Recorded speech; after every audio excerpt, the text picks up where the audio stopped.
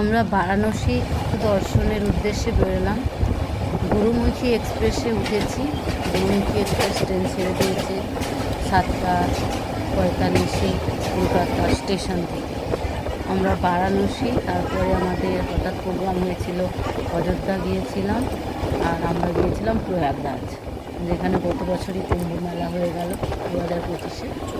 তো আমাদের এই দর্শনটা আমরা কিছু ফটো, কিছু ভিডিও এইভাবে আমরা তুলেছি। এত তো মানে সত্যি কথা বলতে পুরোটা আমাদের পক্ষে তোলা সম্ভব নয়।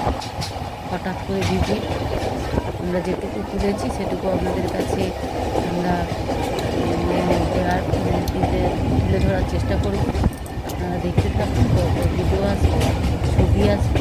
আমাদের এই ভিজিটটা আমরা সংক্ষিপ্তভাবে আমরা এটা করার চেষ্টা করব, আপনাদের কাছে তুলে ধরার চেষ্টা করব। আপনারা আমাকে ফলো করে রাখুন, সাবস্ক্রাইব করে রাখুন, তাহলে আপনাদের সুবিধা হবে। আমাদের যে ভিজিটটা সেটা আপনাদের